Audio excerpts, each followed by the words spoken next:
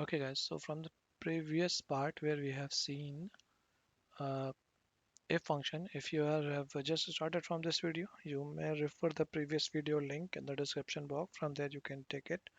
So in that we have seen the if function, but now we are just going to add something in the if, that is a nested if. So in the nested if, what we can do, we can apply another condition that is also integrated part of the parent condition. Like first we open a first if block and then we add another condition in the part of else. How it works, you can see the formula. How it works. See here what we have done. We have calculated one if, that is d2 is greater than 89. That is one cell where I have put the value. Okay, so this will what it will do. It will show the result as a if this value is greater than 89. But what happen if it is less than 89? In that scenario, if I put it something like F, A, B, C, it will display that value. But I want to check it more because I have to calculate a grade. For example, for college marks, how it will go. I have taken in the else section, I have added one more condition. Check it out. If D2 is greater than 89, then put it a B. Now, in the else section, I have added one more condition here. That is D2 is greater than 69. So now I am opening all the if conditions one by one in a structured order, but I have not closed till now any of them. For example, if I quickly show you in this, let me open a notepad and show you how it's basically working. I put an if here. I placed one block of if like this. It should be closed down here. But what I have done, I have in the if, okay, yes, do this. In the no section, what I have done, it's working like this. In the no section, I have added one more if here and open another condition. Okay. In this if, again, what I have done, I open yes. Okay, go ahead. In the no, what I have done, I have added one more if. It's like this. So first I need to close this. And in this if, I have open. Okay. Yes, do this. In the no, do this. Now I close down this if block. I close down this if block. That is the this one, this one.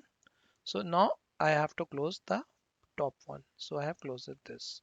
You can see the same structure is mentioned here. I have opened the condition, paged the if, then in the no, I put something to be action and then closed out. In the last one, I have done this D and F both. So I have opened the 4 if here. I just mentioned 3 if here. Same way, you can add one more if here if you want to for the example level. Okay, so if I go back and put this formula in Excel, what will happen? You can see I place this formula. So it will calculate the marks on the basis of this. See here the C is mentioned because it's 73. If I put it 89, it's B. If I put it 90, it will take as A. If I put 58, 50, you can see it's giving F. If I put it 59, it's giving F. If I put 60, it's giving D. So this is how the formula is calculating. If I just scroll down the values,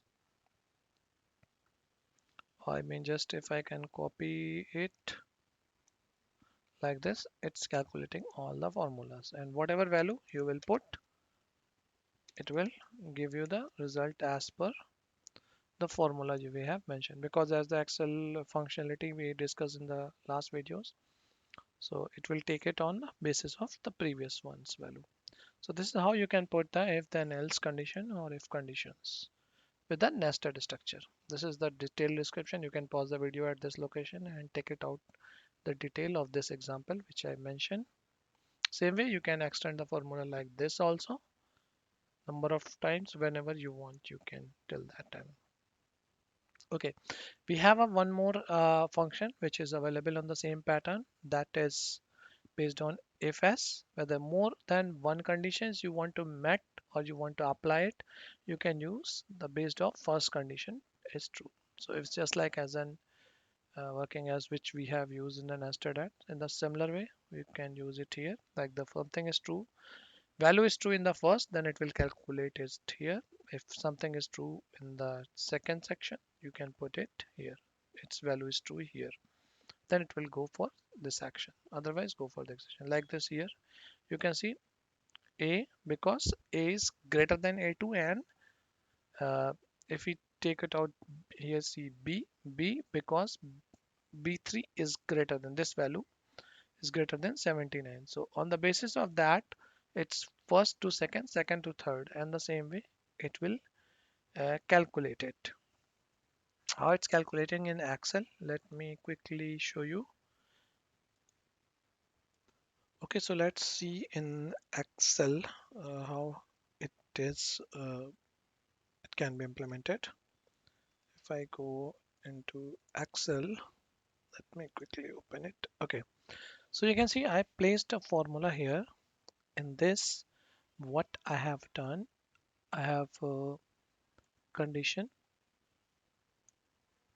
IFS first value, second value, third value, fourth value, the same way. If you remember the my last video and where I have shown the if condition, so let me just copy it formula in the couple of other cells and see what exactly happened. 59, 60, 76. Okay, and the formula is saying greater than 89 A, 79 greater than B, and greater than 69 is C, and greater than 59 is B, D, and the last one is F.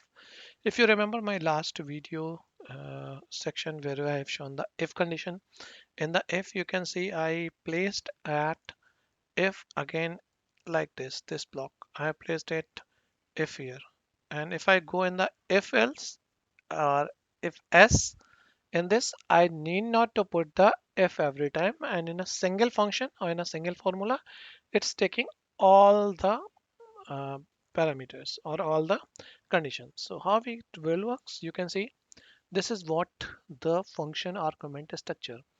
First is the condition where the first result, and the logical test is second result, third logical test result, and so on. It will carry in the same way. You can put it more conditions like this. So this is how the if s will work in the continue, and you can use the if condition or you can use if s. It would be totally depends on your requirement and how you are going to utilize it. Like if you remember in the if condition I have shown this, and same way it's not required to put every time if here, it will automatically continue it from the second just condition here.